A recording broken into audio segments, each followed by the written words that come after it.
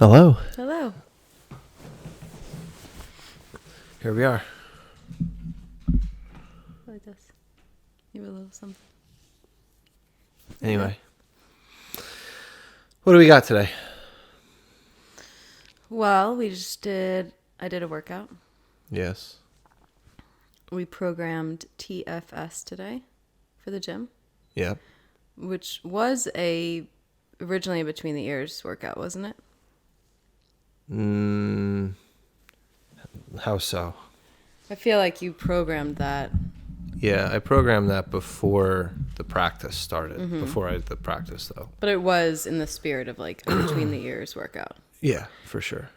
So it's 50 reps of like a dumbbell complex. Yeah. And, It's like a man maker on steroids. Right. And you asked me this morning, like, are you going to do this workout? And I really did not want to do the workout. And it's not really because it's like the world's hardest workout. I mean, it is very hard. Mm-hmm. But I guess part of me like didn't feel like doing the work. Not physically, but just like mentally. I'm also in the practice 2.0, and I thought about, I'm at week 3. I haven't started it yet. And I guess today I sort of felt like I hit, or maybe yesterday and today, kind of just like being overwhelmed, I guess. And I don't know if it's like the Groundhog Day or the overwhelming notion of like just the unknown, or I don't know. Because when I think about it, like there's nothing inherently I'm unhappy about with our current situation, or I don't know. It just but it did feel overwhelming. What does overwhelming to you feel like? I guess it depends on the situation, but in this case, kind of just like the wind came out of my sails a little bit. Okay. So instead of feeling like, yeah, I'm gonna like get up and like do the cold shower, like, yeah, that's awesome, and I'm gonna get out on a walk with the dogs and feel like good and, you know, bring value to the day, I kind of feel like a little bit exhausted. Fatigue, I guess. And more so because it's like, can I keep that up for X many number of days? Can I keep that? I guess it's overwhelmed by the thought of, what if I can't keep up that like go get 'em attitude for another 300 days? So is feeling overwhelmed to you more of a thought, or is it a physical feeling? I think it's both. What does it physically feel like? Yeah, physically it feels a little bit like agitated, tired. Sometimes like kind of numb. Like just without that, not butterflies in your stomach, but you know when you're having like a day where it's just like you just want to crush things and like life is great. Yes. There's like a feeling with that. Yeah. Not that. Not that. The Okay. absence We're good of any at of it. that. It's interesting because you're good at identifying what it doesn't feel like, but you're struggling with identifying what it does feel Yeah, like. I'm saying in contrast to the sort of butterfly energy, No, I understand. kind of like tingling feeling of excitement, and I don't want to use the word motivation, but let's just use it for this Yeah, you're case. inspired. It is yeah. more of a dullness, numbness, Okay. kind of hollowness. Which is interesting because when I think of people that are overwhelmed, I wouldn't think of, You think of anxiety. yeah, Yeah. more so anxiety, more this nervous energy, like maybe I'm antsy. I think the agitation for sure. I mean, you know, did you just burp in my face? Sorry. My I didn't God. mean to. I just burped and I realized this microphone was not a barrier. Anyway. Yeah. So I think it's, and you know, of course, everyone, and you're not feeling overwhelmed wrong. Nobody is. It's your experience. But what I think is interesting about that is looking at the physical experience that exists when you then classify you feeling overwhelmed. So are you feeling overwhelmed, or are you just tired? Yeah. Well, I guess when I look at mentally, that's where I come up with the overwhelmed piece. Sure. Because it's like, well, why am I feeling this way? What's going on in my head? And then when I start to connect the thoughts, those thoughts are like, okay, those to me sound like being overwhelmed. So that's where I end up with that label. So then how do you respond? So it sounds like you're aware of the fact that you're overwhelmed. Mm-hmm. Perhaps. Sounds like you're like, hey, I'm overwhelmed by the current situation, which is a little bit different than if I was studying for a master's degree, working a full-time job, and a single mother. Me being overwhelmed in that situation would probably be very different in terms of the feelings versus being overwhelmed in the current situation, which is not really being able to change scenery, not really going out much, kind of repeating a lot of the same things. Do you see what I'm saying? So like the situation, how you're overwhelmed, what you're overwhelmed by, I guess, would determine the So when you're feelings. overwhelmed, and it sounds to me like when you describe how you become overwhelmed, it's less about there being an overwhelming amount of things. Mm-hmm. Master's degree, kids, job, physical fitness, social relationships. Like it sounds less about there being this like excessive amount of things, right, and more so the opposite. But the monotony, the the one, Right. one, everything is the same. Yes. The overwhelming nature of that.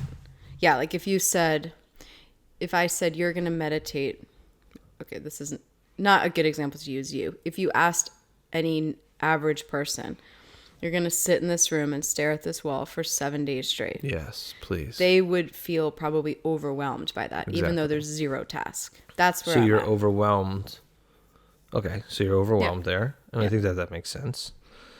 You do not get really overwhelmed by 50 items on your list. You get overwhelmed by one item on the list, or that same item being on the list over and over and over. Yeah, I thrive. I feel, can't really use the word good because that's such a, what does that even mean? My tendency is, like in my mind, if I'm thinking of how would I tackle this feeling, some of the thoughts I've come up with is like, I would like to bake something today. I would like to get back to doing some more interesting cooking today. So I feel like and I don't think that's necessarily wrong, but in that 1, it's like my solution to that isn't about doing less. It's about doing more, I guess. But so today, the point of why I brought up the workout was that workout is one for 25 minutes. And, the weight for me was like, I don't even want to say it was the right weight. It wasn't too heavy, but it was a weight that was appropriate for me because it wasn't a throwaway. It was also I a had weight to- that recently you've chosen not to use. Like, I've been using that 35 in every workout. I thought you were using 25s. No, I mean, in the past, we'll say year. yeah, in the past year. I mean, That's what I mean. Not the past 4 weeks. The past 6 months, we'll say. yeah, so anyway, I didn't have any other option today. And aside from that, it was like the point wasn't to get the fastest time. No. But that workout, there's not really much escaping the monotony.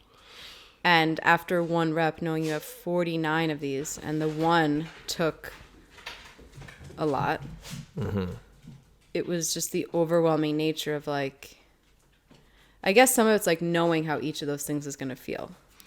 Yeah, I know especially- how it feels now when I put my knees up off the ground and I'm like ready to go for the first row. And I know how it feels when you're crouched down and you have to get your shit together to do a dumbbell squat clean thruster, and how each of those lunges is going to feel. And then kneeling down again, not letting go of the dumbbells to get Well, your you shit put in together. a tremendous amount of work, and you really don't get rewarded if you look at how many I have left. Right.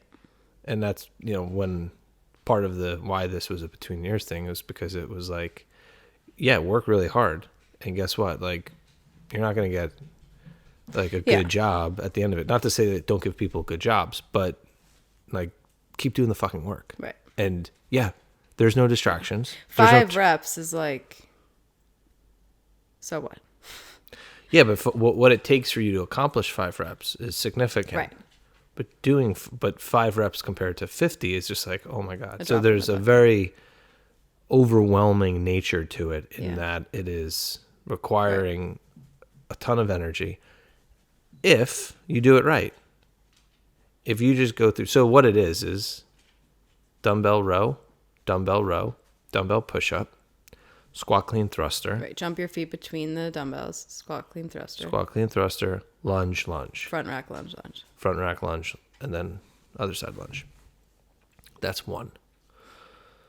And ideally, not letting go of the dumbbells. Now, Yeah. not letting go of the dumbbells, once you've done it that way with that standard, you kind of, I don't think can... No, it would be like a complex. Deviate. Like if you go deadlift, hang clean, front squat, I mean press. between reps, your whole thing has been keep your hands on the dumbbells. Now, Yeah, I mean- part of that is to stay connected to... It's kind of like walking away from your square, right? Like staying engaged with where you're at. Yeah, and I think there's a version of it in the practice that's part of it, and then for this one, there's not. Like this one is just like, hey, Right, but once you've done it that way, I think, like, it's a natural thing to continue well, that way. again, it's a thing that you can choose to do, Yeah. and in something like that, in the presence of being overwhelmed, we often focus on what we can't do, and or something out of control. But this is like you still have a choice to stay in it because I think that not the remedy to being overwhelmed, but a helpful tool when feeling overwhelmed by the 1 or the huge list of things is to be present and focused and sort of aggressive in the now. So stop.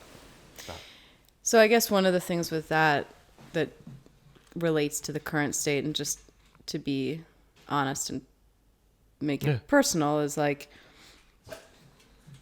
the way to like there's a pressure. I guess Stop it. No. when I thought about why was I getting overwhelmed during the workout, I think a lot of it was like the pressure to I should be going faster.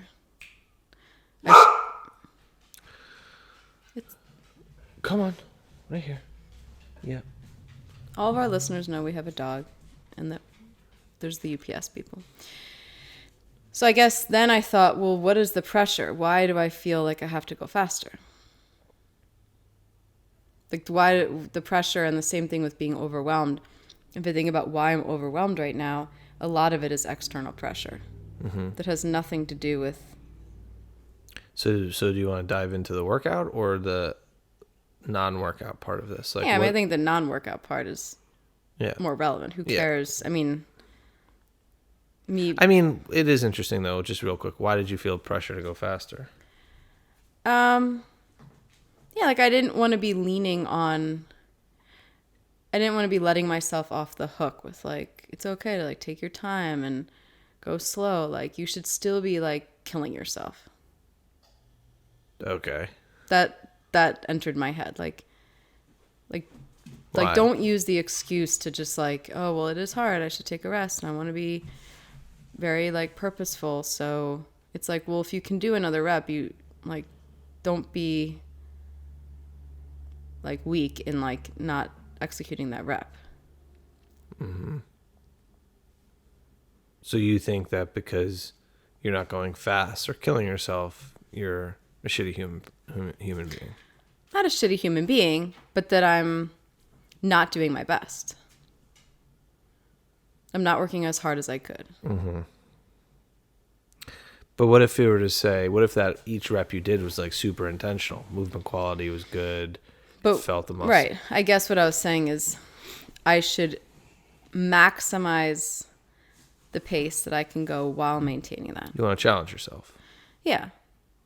And so that question of like, can I go faster?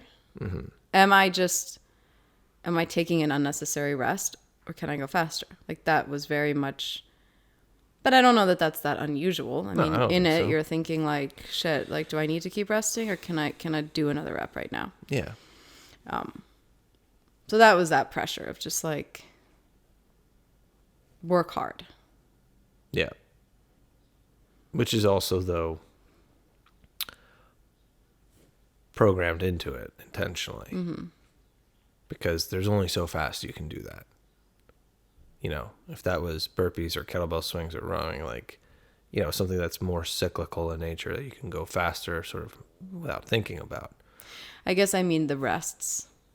When you finish a rep, there is this huge like invitation to rest. Mm-hmm. And in that space of resting is like, okay, like I gotta get, like, you have to do another rep. How long are you gonna rest for? How long is enough time? Yeah. So that was some of it. That was the pressure during the workout. What about outside of the workout? Overwhelming, being pressure. How do those? What's the link you're trying to make? Yeah, I guess it's almost the same. Am I doing enough? Yeah. Am I doing enough? And not really like for me. I mean, what more can I do? What more can I be doing? Like the gym right now is my focus, I guess, for work. Yeah. For my purpose. And it's like, okay, having this guest on, is that a good idea? Is that offering something of value to people? Was that a stupid idea? Is that not what people want? Do they want something else? Am I wasting people's time? Is this, how much longer are they going to find value in this? Like that pressure is a constant every day. And that pressure is coming from how you think others are going to act. It's not from any actual feedback. Right. Nobody has emailed me and said, I thought that was not valuable, or I don't like what you're doing, or I think you should be doing this. It's just my own worry. Right. That's what's happening. That I am not doing enough. Something is lacking. So, I mean, I guess my question is, when do you ever know? When do you ever know if what you're doing is enough? When do you ever know if people are going to find value in it? When do you ever know the answers to these questions? When was the last time you knew beyond a shadow of a doubt that apparently across the board, 100% success? Yeah, you don't. No. But I think there's a lot of, even with like in my personal life, when I think of,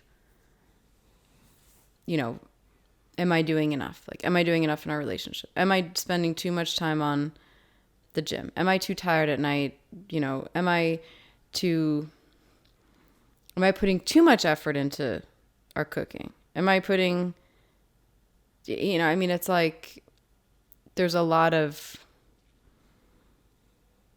that same gap between reps is what I experience a lot of. Like, it doesn't matter how hard I went and how awesome that one rep was. It's the focus is on like, well, I'm resting too much.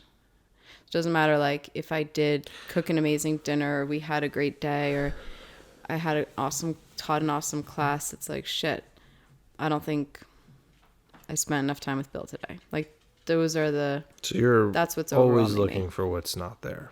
Yeah. Not what's not there, but like, yeah, what could be better? So what's the remedy for that? Well, I guess it's focusing on what is there. Yep. I do also feel like from a real action, tangible thing, it's like having communication and getting feedback. So in our case, that's kind of easy. Simply saying like, is there something you need from me? Right. Or for the gym, you know, it could be a survey.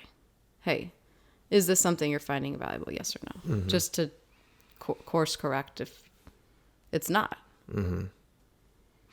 What if I said, yeah, I need something more from you. I need 2 hours at night where we can just distraction free. That's all we're talking about. That's all we're thinking about. And you already feel like you're giving the most that you can give, that you are doing your best. Then what? Well, I'd like to say that then I could tell you that, but to be honest, then I would feel really deflated. Like I am like best effort, like I'm giving my best effort right now and it's not enough. So there's a inherent flaw in valuing yourself basically off of other people's wants and needs. Right. I guess I interpret that, to be honest, as like, yeah, I'm doing a shitty job as a wife because I can't meet your need. Right. But the thing is, you don't know why I need that. You don't know where I'm at. You don't know where, if I'm saying, yeah, you're not doing, I could be completely ignoring opportunities, missing opportunities. That could just be when I want to have 2 hours of free time. And that could be, not considering you. So if you ask me, just like people at the gym, if you ask a survey, hey, what do you guys want?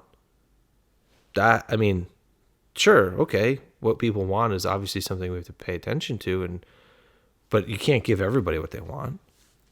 And I think that when you were to say, okay, I'm going to search for feedback, but these questions are the wrong questions, the answers you would get would be not the be all end all. Do you know what I mean? So what is the answer? I don't know. I don't think anybody has the answer for what some individual has more. No, I guess what's the answer to navigating that difference? So if I'm saying I feel like I'm giving everything, I'm exhausted at the end of the day, I'm doing my best. Yeah, and then if I come around and kick you while you're down and say you're not doing enough, I need 2 more hours, and you're like, 2 more hours? Are you kidding me? Or like me, because now then it would just be all about me. And I think any sort of relationship, be it with others or with yourself, you have to see both sides of it. And so for anybody, I think for people who I think are in relationships, it would be like, look, this is where I'm at. Mm-hmm. I am exhausted. I feel like I have some hesitations. I have some concerns. I don't know how to fucking handle this. I'm navigating this uncertainty. It is 1-1-1-1-1. And I have no idea if I'm swimming in the right direction. And now it's like, okay, that's way different than, hey, what do you need from me? Because it's like, yeah, right, depending upon who you ask, it might just be like, take.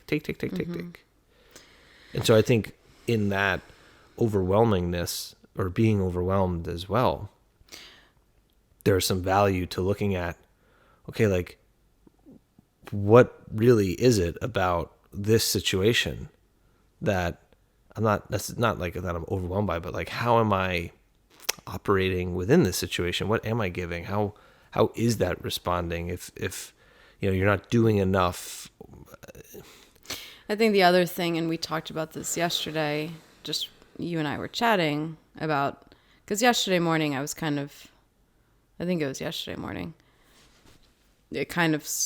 sort of starting to enter into this space. And one of the things I realized is worse than feeling like that. Okay, so like then there's overwhelmingness, and I feel like, okay, like, so maybe with you, now I'm thinking, does Bill think am I providing enough time for Bill? Am I doing enough as a wife? Are people at the gym happy with the value I'm providing? Then the next step for me goes to like a self-defense mechanism where it's like, well, if Bill can't be happy with what I'm doing my best. Mm-hmm. And I can't believe that's not acceptable to him. Or, well, people at the gym, they wanted this and then nobody showed up. And now I'm creating not only something that potentially wasn't there, but I'm building in a bigger story that then fosters resentment, which I think is something that people, that's, as we've talked about, the resentment piece can be really the problem more so than the initial concern. And that is that energy drain. So yeah. I mean, today that workout for me, and this is why I think we've talked about it before, talking about things is important. And obviously, like, your coaching and your ability, even in this, to like coach me through that and have me think about it differently is extremely valuable.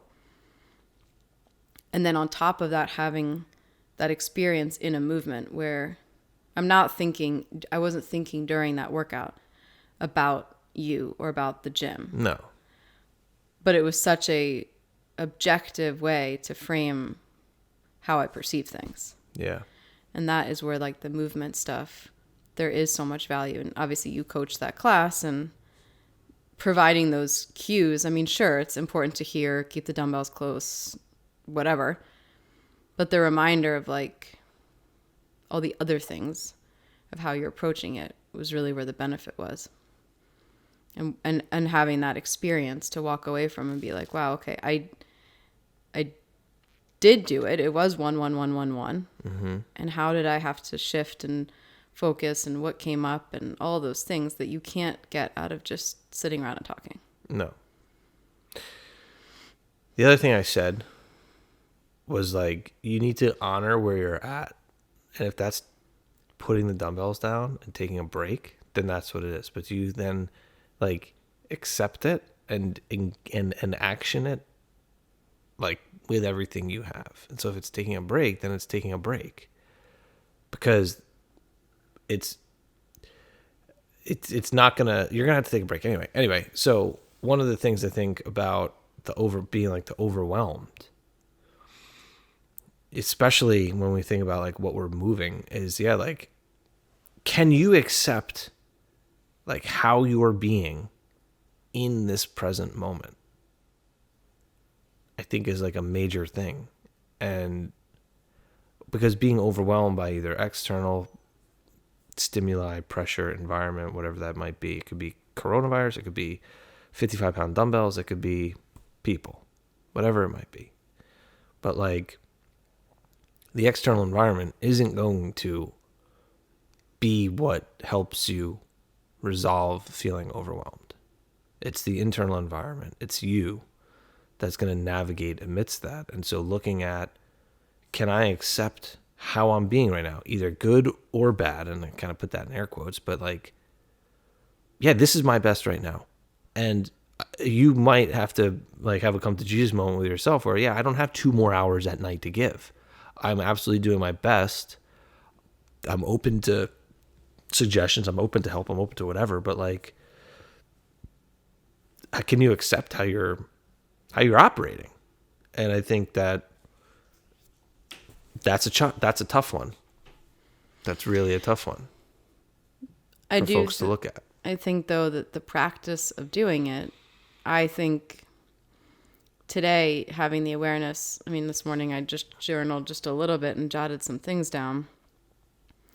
But certainly that's where the practice of recognizing that stuff, it certainly is easier. I think in the past I would have probably cascaded into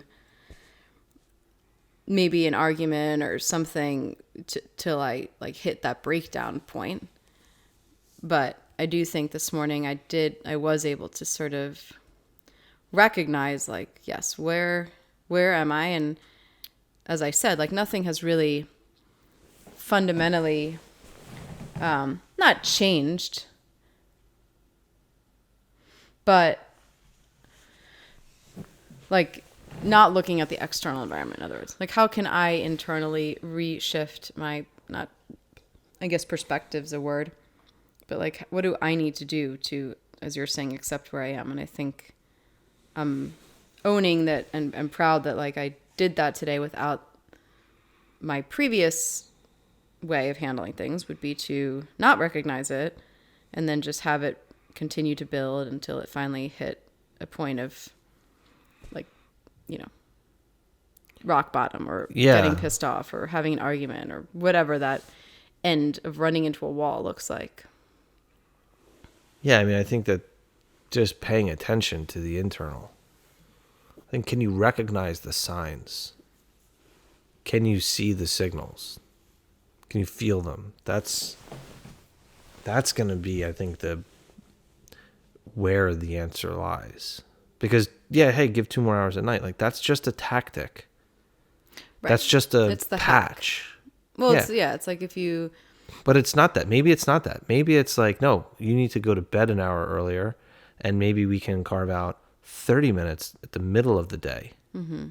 Like, so there's any number of approaches and ways to skin the cat, which is why I think that, you know, there's like this whole one size fits all thing. Not that, I mean, I'm not pointing at anybody when I say that, but, you know, I kind of am actually, not a human being, but all of the solution.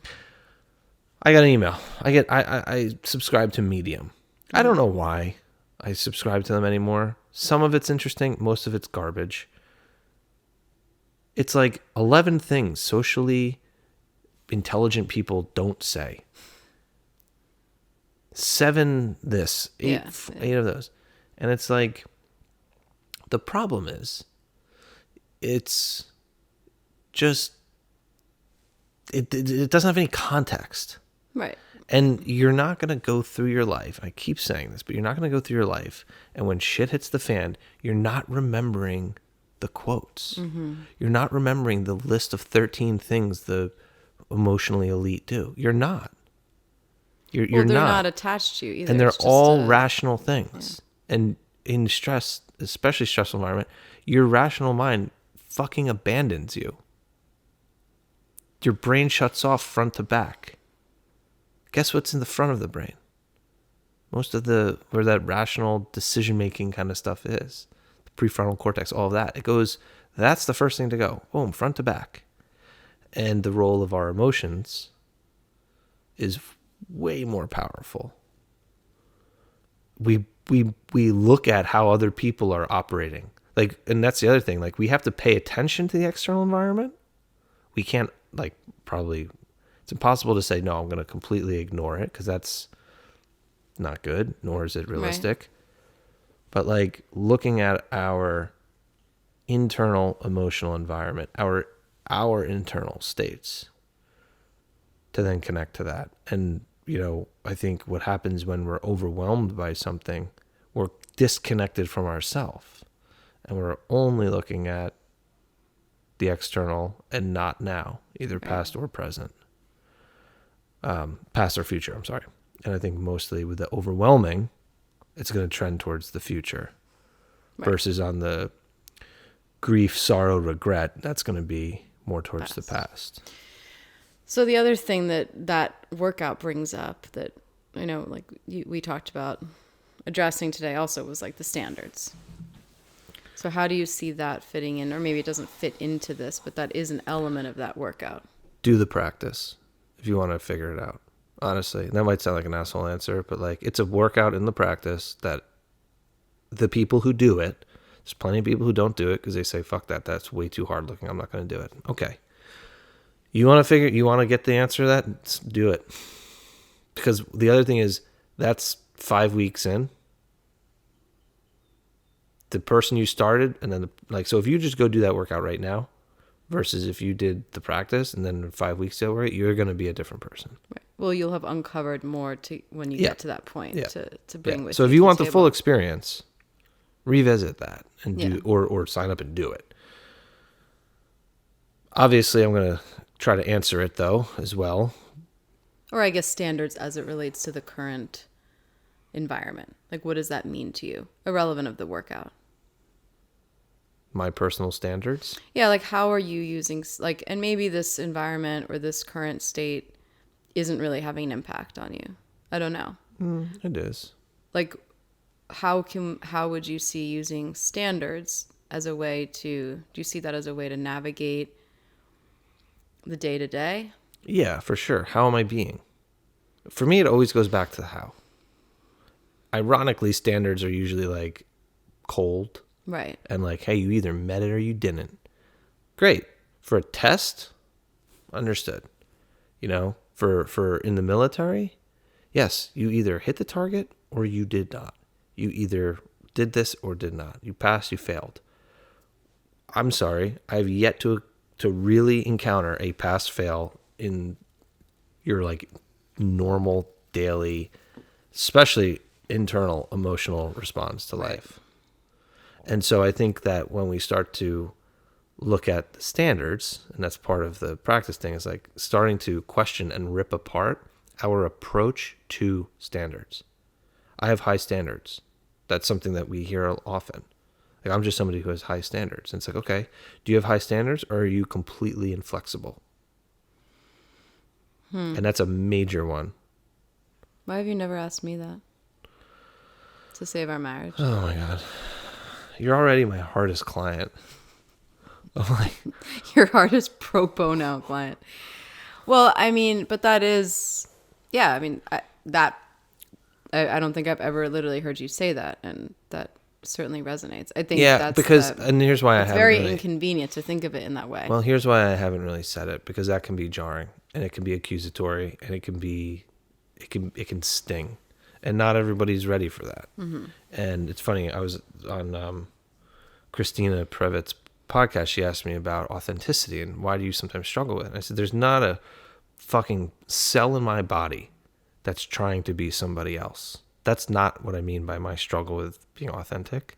My struggle is more so not like actually being me, because I don't want to be like actioning and presenting that to the like world. saying like, look, like not going the other way of like being like, well, I'm just gonna have just brutal honesty, and if you don't like it, you couldn't hear it, and you're weak, and you're a pussy, and fuck you.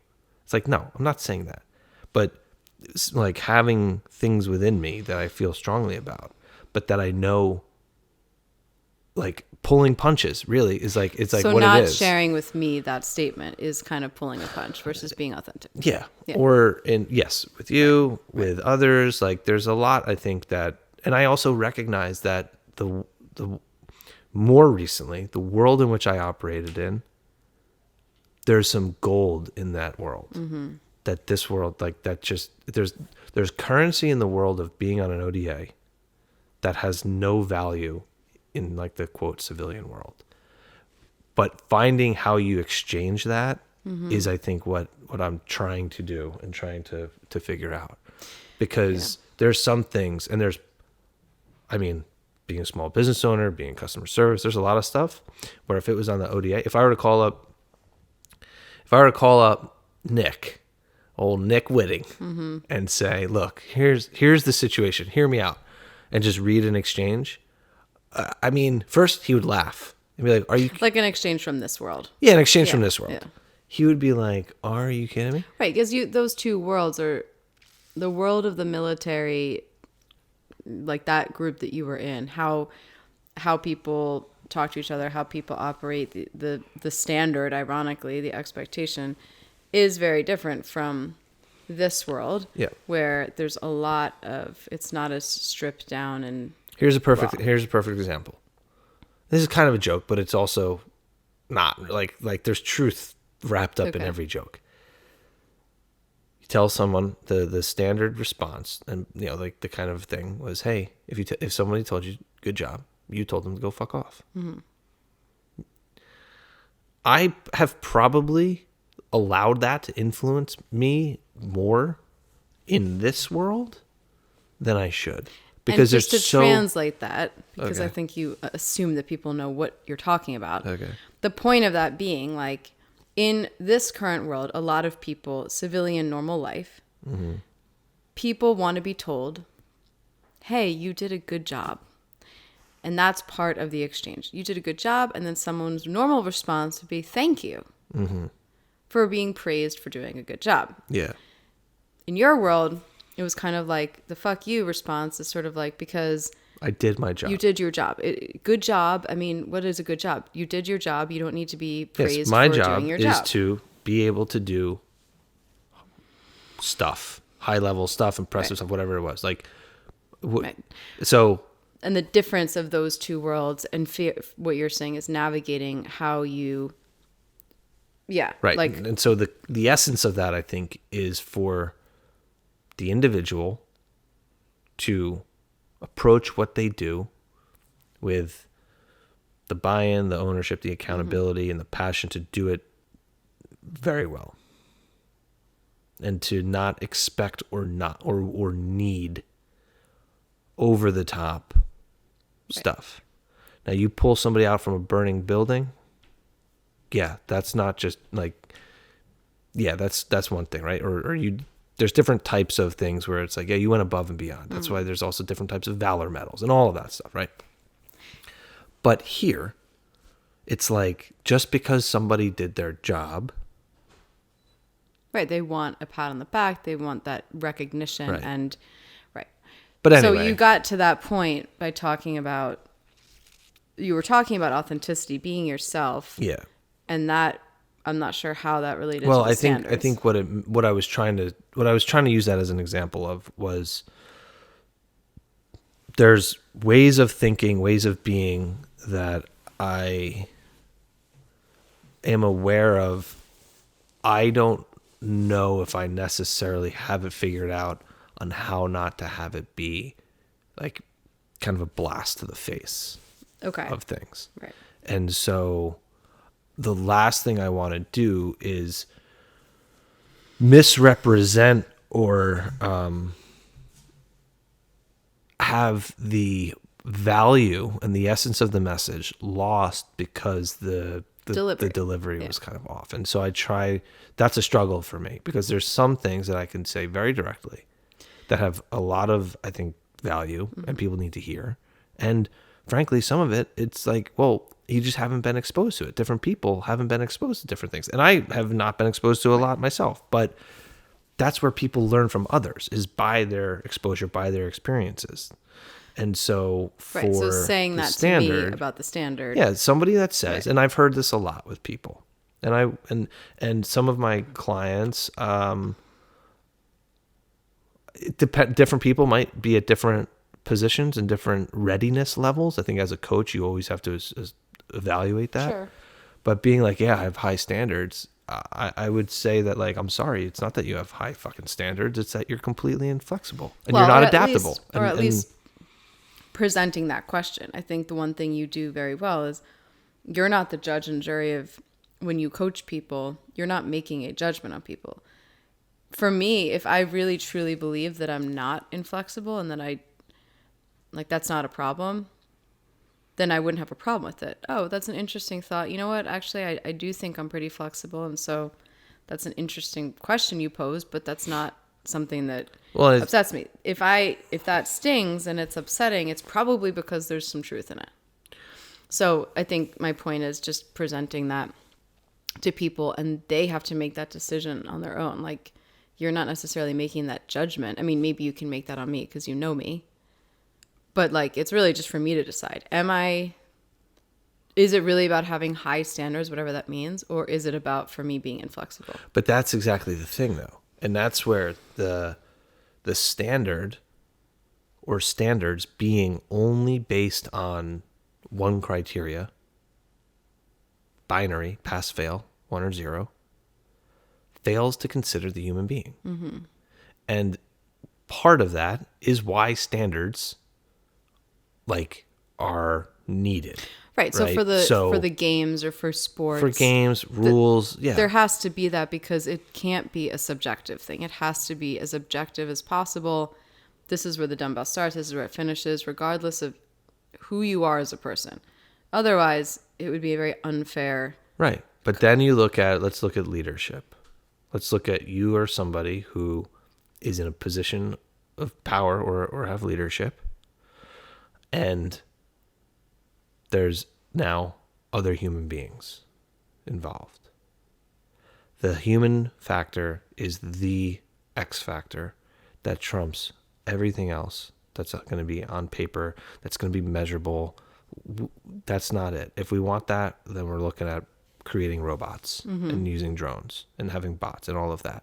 As soon as a human being gets involved, every and any kind of prefabricated plan is worthless. Right. And so if we... Okay. Nice catch.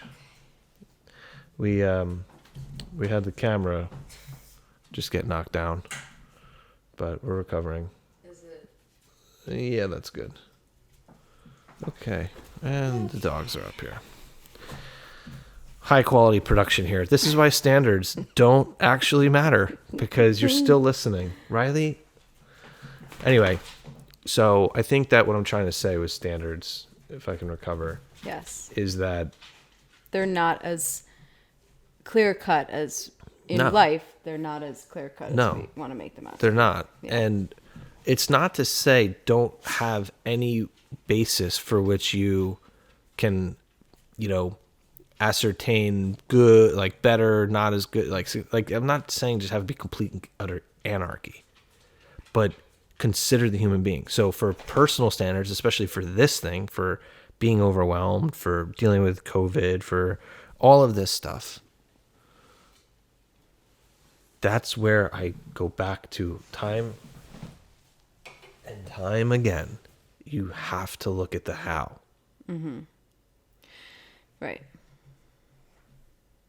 And this workout is a great one too, because you could do, I've coached classes where people are doing dumbbell rows and they're dog shit Right. and they look like crap. And it's the, like, the thing about that is, for this workout in particular, it's not even really about the dumbbell has to go here or there.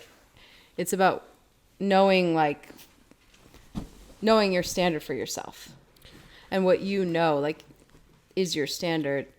I mean, I think that's the point. It's like, what is your own standard? And if you can't even respect your own standard that you set up for yourself, then that's a problem. sure. So it's not about my standard versus your standard. But if my standard is that I have to use my knees, but I'm going to keep my hips, I'm going to put my knees down, but I'm going to keep my hips even because I can. And then by rep 20, it's like, no, that's just too hard. I'm deviating from my own standard that I set for myself. Why? Yeah, because of a faster time? But that's part of the thing too. It's like, if your standard is to do this, let's just say you go dumbbell row, push up, squat clean, thruster, lunge. Right. And you're saying my standard is to keep my hands on the dumbbell the whole time. That's not a personal standard. Mm-hmm. That's a performance outcome-based standard. Got it. That's a what? If your standard is, I'm going to be intentional and give my best and try to extract the essence of the movement and stay committed to it every time. Okay, that's a standard now. And if your best at that moment is, if I do the movement, I'm going to just abandon the quality mechanics because it's hard, because I'm fatigued, because of whatever. I have to take But I'm going to rest. get it done. Right. Then it's like you've abandoned your personal standard for a performance standard, where now you're not really actually doing it in the first place.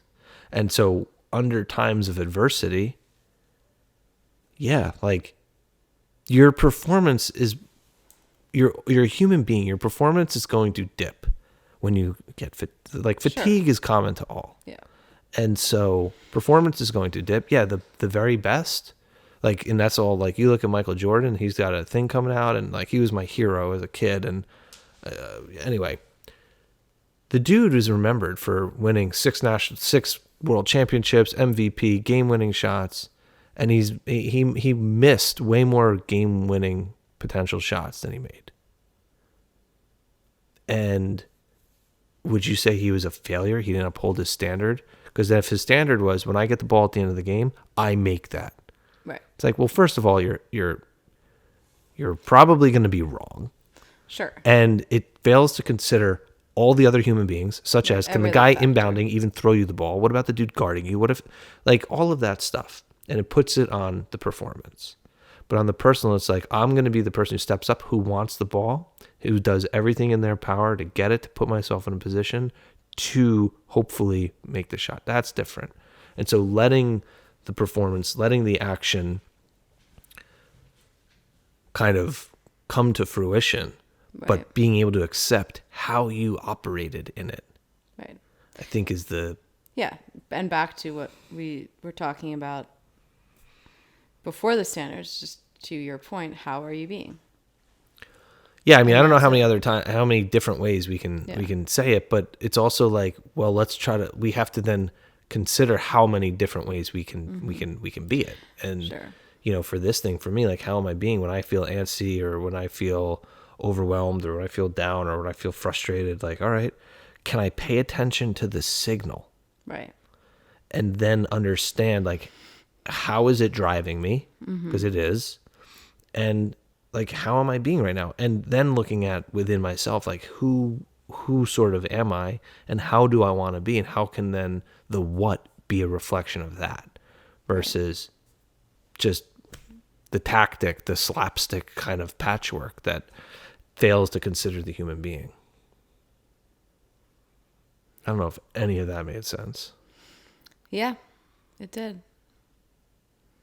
And I think, and not to, again, like say the same things, and that is something that takes practice. It takes practice. It takes work. Yeah. It takes failing. It takes sometimes forcing it. It takes...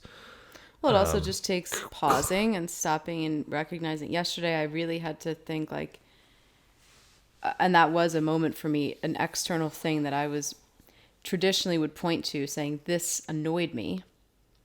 And then I realized in pausing, and I sat down and I did nothing and I just stopped. Mm. And I realized it was not the external thing. Like, sure, that might have been annoying, but it wasn't about that. It was about me and where I was coming from and how I was being. And then the next question was, okay, how am I feeling? Well, I am feeling agitated. I am feeling on edge. Mm-hmm. Okay, why am I feeling that way? Like, so now it's not, and that is huge because clearly, like, and then that continued. It wasn't an immediate fix, but I could at least recognize before took it out on this external thing. And that's the whole thing. Like, that's kind of the whole thing, is like being aware of how our actions are coming to fruition. And that's like awareness. And just having unintentional action is mindless. Mm-hmm. And you don't have to be like the whole having the mindset or being mindful. It's not the flowing robes sort of like pie in the sky kind of Zen like thing. It's just fucking paying attention. Right. And I say that not being like accusatory to say that people aren't paying attention, but like the essence is looking at the energy behind the action. And I feel very, very strongly about trying to come up with ways in which that can be experienced. So we have a practice group finishing up. They're the last, probably forever, the last group to have a formal start and finish date. Mm-hmm. I mean, who knows what's going to happen, but they were coming up. So this thing, and there was a participant who was in China during this thing, like before, like in January. So this group is finishing on up. And one of the guys was like, I think that a lot of this stuff is really good if it's caught, not taught. I was like, that's a really cool way of putting it, because it's, experienced. It's through interaction. It's not just like sitting here saying, here's the concept. Now, right. Neoing you in the Matrix kind of thing, or uploaded and complete. Like, it's not a function of that. You have to experience it. You have to experience it. And so looking at the energy behind the actions, the intention behind the actions, while not having it be perfect, the perfect plan that doesn't consider the human being, where then all it does is look at the action. So it's this interesting cycle, I think, of intention and execution that is being mindful. It's not having the running water and the music and the chill thing. Like, you could be mindful while being like totally unaware and checked out.